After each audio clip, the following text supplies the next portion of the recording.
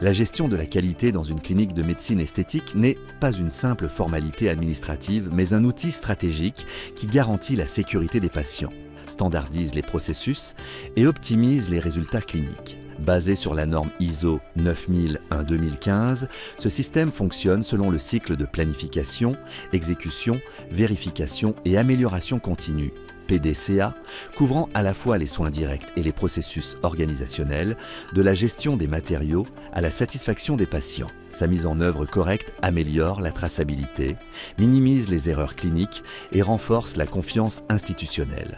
Une non-conformité désigne toute déviation par rapport à une procédure établie, même si elle n'a pas eu de conséquences sur le patient. L'identifier ne se limite pas à une correction immédiate, mais implique l'activation d'un processus systématique d'analyse des causes profondes, la mise en œuvre d'actions correctives réelles et la documentation de l'incident. Des outils comme le diagramme d'Ishikawa ou l'analyse de Pareto permettent de décomposer les facteurs contributifs, tandis que la traçabilité garantit un suivi efficace du cycle d'amélioration. Une clinique qui adopte cette approche professionnalise sa réponse aux erreurs et progresse vers l'excellence des soins. Le cycle PDCA, planifier, faire, vérifier, agir, va au-delà des opérations.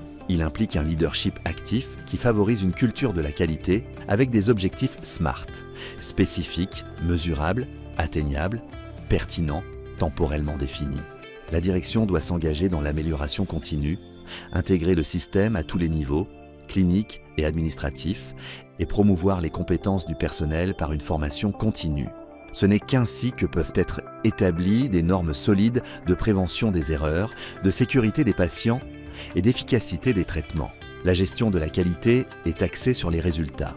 Cela nécessite des indicateurs objectifs tels que le Net Promoter Score, NPS, l'enregistrement des incidents et les audits internes. Ces mesures ne servent pas seulement à corriger les écarts, mais aussi à identifier des opportunités d'amélioration à chaque étape clinique. De plus, la pensée fondée sur les risques, une innovation clé de l'ISO 9001-2015 encourage les cliniques à anticiper les défaillances potentielles et à maximiser les bénéfices. Ainsi, la qualité devient une pratique clinique consciente, stratégique et centrée sur le patient.